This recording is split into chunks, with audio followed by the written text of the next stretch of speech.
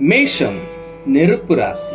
தீயை கடந்தவன் தோல்வியை கண்டவன், தடைகளை உடைத்தவன், தலையை குனியாமல் நடந்தவன், அவன்தான் மேஷம். ஆனால் 2026 ஜூலை 27 முதல் அடுத்த 138 நாட்கள் சனி என்ன எழுதப் போகிறார்? சோதனையா சாதனையா? முழு கணிப்பை பார்க்கலாம். வணக்கம் என் நண்பர்களே. மேஷ ராசியை பொறுத்த வரைக்கும் பாத்தீங்க அப்படின்னாக்கா 2026 வருஷத்துல சனி பகவான் வக்ர நிலையில பயணம் செய்யும் இந்த காலம் மேஷ ராசிக்காரர்களுக்கு வாழ்க்கையில் பல முக்கியமான மாற்றங்களை உருவாக்கக்கூடிய காலமாக இருக்குங்க. என்னதான் இவர்களுக்கு 7.5 சனி பகவான் நடந்தா கூட இப்பதான் ஆரம்பமாச்சு அப்படின்னா கூட சனி வக்ரம் அப்படின்னாலே ரிவர்ஸ் ரீட்ரோகேட் அப்படின்னு சொல்லலாம். இந்த 138 நாட்கள் சனி பகவான் மேஷ ராசிக்காரர்களுக்கு பெரிய அளவுல எந்த பாதிப்பையும் கொடுக்க போறதில்லை அப்படின்னு சொல்லலாம். ஏன்னா இந்த காலகட்டத்தில் சனி பகவான் ரிவர்ஸ்ல போகும்போது அவரே கொஞ்சம் ஸ்லோவா பொறுமையா செல்ஃப் டயக்னோஸ் அப்படின்னு சொல்ற மாதிரி சுய பரிசோதனை மற்றும் கர்ம பலன்களை கரெக்டா கால்குலேட் பண்ற காலகட்டம் அப்படின்னு சொல்லலாம். அதனால இந்த காலகட்டத்தில் உங்களுடைய புண்ணிய பலன்களை கொஞ்சம் சேர்த்துக்கங்க. முக்கியமா இந்த வீடியோல நாம வேலை மற்றும் தொழில், படிப்பு, திருமணம், குழந்தைகள், ஆரோக்கியம், குடும்பம், கவனம் செலுத்த வேண்டிய விஷயங்கள் மற்றும் பரிகாரங்கள் என்ன அப்படின்னு சொல்லிட்டு இந்த அதி முக்கியமான 8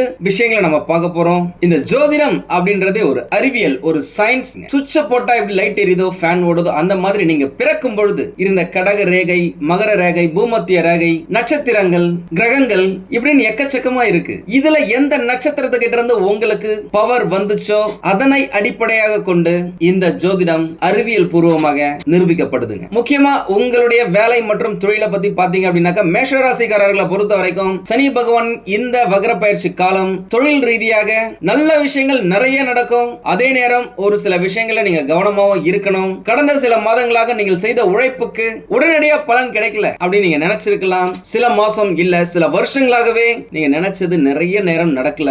நிறைய பேருக்கு உயர் அதிகாரிகளிடம் இருந்து கிடைக்க வேண்டிய அங்கீகாரம் கிடைக்கல அப்படின்னு சொல்லியிருக்கீங்க. சிலருக்கு பதவி உயர்வு, ஊதிய உயர்வு இதெல்லாம் கிடைக்கல, போதுமானதா இல்ல அப்படின்னு சொல்லியிருக்கீங்க. இந்த வக்ரகாலம் உங்களுக்கு ஒரு உண்மையை கட்டாயம் சொல்லுங்க. நீங்கள் செய்த உழைப்பு கட்டாயமா வீணாகல அப்படின்றத நீங்களே புரிஞ்சுப்பீங்க.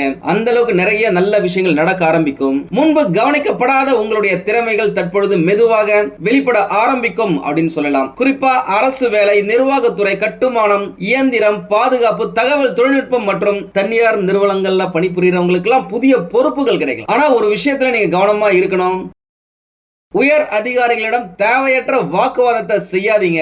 ஏன்னா ஒரு பக்கம் 7.5 சனி பகவான் நடந்துகிட்டு இருக்காரு, அவர் உங்களுடைய தலையில இருக்காரு அப்படின்றத மனசுல வச்சுக்கோங்க. உங்களுடைய கருத்து சரியா இருந்தாலும் அதை வெளிப்படுத்தும் விதம் ரொம்ப ரொம்ப ரொம்ப முக்கியம். ஏன்னா நீங்க நல்லதான் பேசணும்னு ஆரம்பிச்சிருப்பீங்க, ஆனா வெளியில வர அந்த வார்த்தைகள் தப்பா கன்வே ஆகிறதுக்கான வாய்ப்புகள் இருக்கு. ரொம்ப உஷார். வியாபாரம் செய்யறவங்களுக்கு பழைய வாடிக்கையாளர்கள் மீண்டும் வரக்கூடிய வாய்ப்பு இருக்கு. நிறுத்தப்பட்டிருந்த திட்டங்கள், உங்களுடைய ப்ராஜெக்ட்ஸ் நீங்க திரும்பவும் தொடங்கலாம். உங்களுடைய பிளான் இந்த காலகட்டத்தில் சக்சஸ் ஆகிறதுக்கு வாய்ப்புகள் இருக்கு. புதிய பார்ட்னர்ஷிப்பை நீங்க உருவாக்கணும்னு நினைக்கிறீங்க, யார் கூடயே சேர்ந்து பிசினஸ் பண்ணணும்னு நினைக்கிறீங்க அப்படின்னாக்கா தயவு செஞ்சு அவசரப்படாம நிதானமா செய்யுங்க.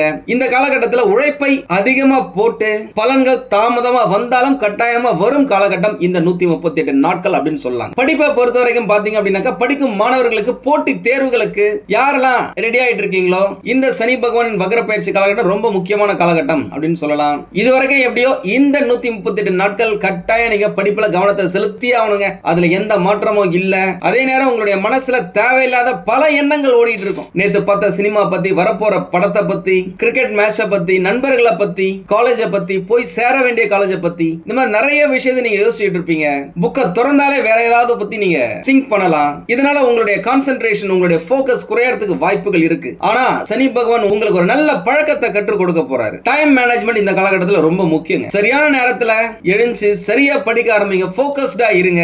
கட்டாயம் வெற்றி நிச்சயம். நல்ல முன்னேற்றம் கிடைச்சே தீருங்க. போட்டி தேர்வு, அரசு வேலை தேர்வு, வெளிநாட்டு கல்வி தொடர்பான முயற்சிகள்ல நல்ல நம்பிக்கை கிடைக்கும். முன்னேற்றங்கள் ஏற்படலாம். இனி யாராலும் உங்களை தடுக்க முடியாது அப்படின்னு சொல்லிட்டு ஒரு நம்பிக்கை உங்களுக்கு கிடைக்கும். இந்த காலகட்டத்தில் நீங்க கூட்டத்துல இருந்தா கூட தனித்துவமா தெரிவிங்க. படிப்பை கடைசி நேரத்துக்கு தள்ளி போடாம தினமும் சிறிது நேரம் ஒதுக்கி படிச்சீங்க அப்படின்னாக்கா இந்த காலம் உங்களுக்கு ரொம்பவே சாதகமான காலமா மாறும். படிக்கும் மாணவர்கள் கட்டாயம் கம்ப்யூட்டர், மொபைல், டிவி அப்படின்ட்டு இந்த ஸ்கிரீன் டைமை கொஞ்சம் கம்மி பண்ணுங்க. கட்டாயமா உங்களுடைய படிப்புல நல்ல இம்ப்ரூவ்மெண்ட் இருக்கும். நிறைய பேரு இந்த மேஷராசியில இருந்து கடந்த 5-6 வருஷமாவே வரன் தேடிட்டு இருக்கேன், சரியா கிடைக்கல அப்படின்னு சொன்னவங்களுக்குலாம் இந்த காலகட்டத்துல திருமணம் சம்பந்தப்பட்ட விஷயங்கள்ல நல்ல மாற்றங்களை கொண்டு வருவார் சனி பகவான் அப்படின்னு சொல்லாங்க. நீண்ட நாட்களாக நின்று கொண்டிருந்த திருமண பேச்சுகள் இந்த காலகட்டத்துல திரும்பவும் துளிர்விட ஆரம்பிக்கும். குடும்பத்தினர் மூலமாக, நண்பர்கள் மூலமாக, சொந்தக்காரங்க மூலமாக, புரோக்கர்ஸ் மூலமாக, ஆன்லைன் மேட்ரிமோனி மூலமாக நிறைய வரன்கள் உங்களுக்கு கிடைப்பதற்கான வாய்ப்புகள் இருக்கு.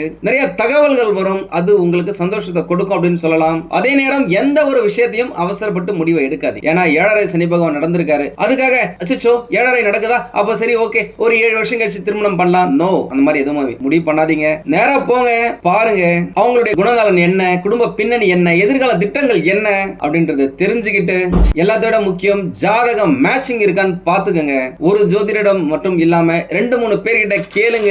செகண்ட் ஒப்பீனியன் கண்டிப்பா முக்கியம். செக் பண்ணிட்டு அதுக்கப்புறமா திருமணம் செய்யுங்க. ஏன்னாக்கா 7.5 சனி பகவான் சைட்ல இருக்கிறாரு, ரொம்ப கேர்ஃபுல்லா இருக்கணும்.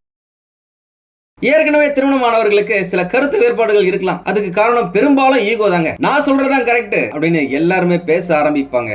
அப்படின்னு சொல்லிட்டு பேசுறவங்களுக்கு இந்த மாதிரியான அணுகுமுறையை முடிஞ்ச வரைக்கும் அவாய்ட் பண்றது உங்களுக்கு நல்லது. உங்களுடைய வாழ்க்கை துணையின் கருத்துக்களுக்கும் மதிப்பு கொடுத்தீங்க அப்படின்னாக்கா குடும்ப வாழ்க்கை நிம்மதியா, அமைதியா, தூளா, சூப்பரா போகுங்க. முக்கியமா இந்த காலம் உங்களுடைய உறவை உடைக்க அல்ல, புரிதலை வளர்க்க அப்படின்னு புரிஞ்சுக்கிட்டீங்கனாலே போதும். முக்கியமா சனி பகவான் அப்படின்னாலே கொஞ்சம் ஸ்லோ, நிறைய விஷயங்கள் கிடைக்கிறது கொஞ்சம் ஸ்லோவாகும் அப்படின்னு சொல்லலாம். சனி பகவான் தரும் தாமதம் வாழ்க்கையில் தரும் தோல்வி அல்ல, வெற்றிக்கான தயாரிப்பு அப்படின்றத நீங்க இந்த காலகட்டத்தில் புரிஞ்சுக்கிட்டே ஆகணும், வேற வழியே இல்ல. ஏன்னா இந்த காலகட்டத்தில் இன்னைக்கு உங்களை யாரும் புரிஞ்சுக்காம இருக்கலாம், ஆனா நாளை உங்களுடைய வெற்றியை எல்லாருமே பேசுவாங்க. அந்த அளவுக்கு உங்களை இந்த 7.5 சனி பகவான் தயார் பண்ணிட்டு வருங்க, அதுல எந்த மாற்றமும் இல்ல. நீங்க வேணாக்கா இதுக்கு முன்னாடி 7.5 சனி பகவான்ல இருந்தவங்க கிட்ட கேட்டு பாருங்க.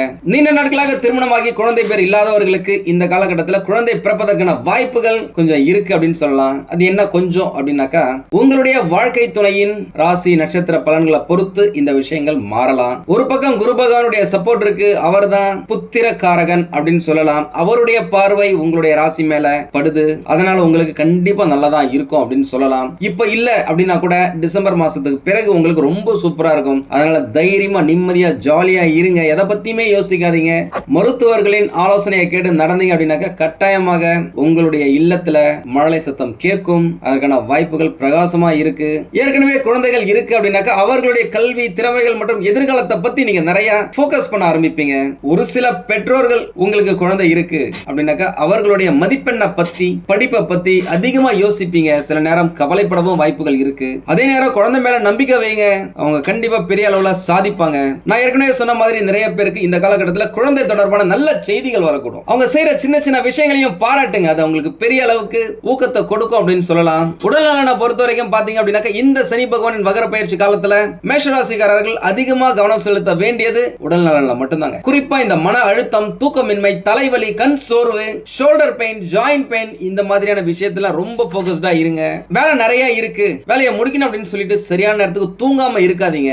அதிக நேரம் வீழ்ச்சிருந்தாலும் உங்களுக்கு பிரச்சனை தான். ஏன்னா உங்களுடைய உடலுக்கு ஓய்வு தேவை, உங்களுடைய மனசுக்கு, உங்களுடைய மூளைக்கு, சிந்திக்கும் திறனுக்காக ஓய்வு கட்டாயம் தேவை.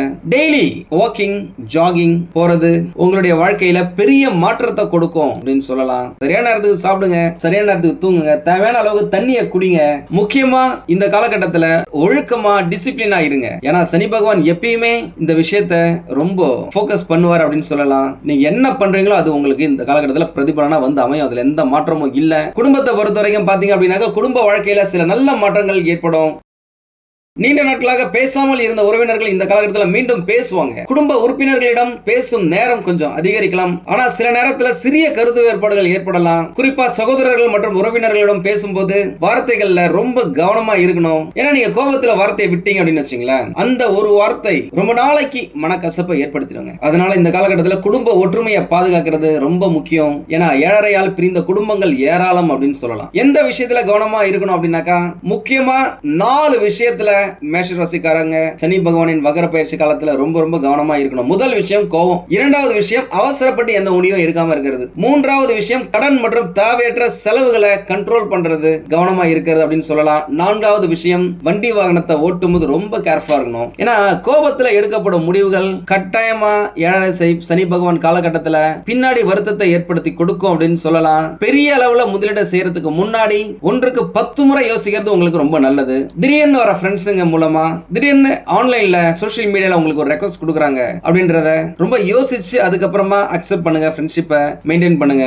ஏன்னா அறிமுகம் இல்லாத நபர்களை உடனே நம்புறது இந்த காலகட்டத்தில் உங்களுக்கு நல்லது இல்லை அப்படின்னு சொல்லலாம். அதே மாதிரி வாட்ஸ்அப்லயோ சோஷியல் மீடியால ஏதாவது ஒரு கருத்து வந்திருக்கும், அந்த கருத்தை எடுத்துக்கிட்டு அது உண்மையா பொய்யான் ஆராயாம யார்கிட்டயுமே ஆர்கியூ பண்ணாதீங்க.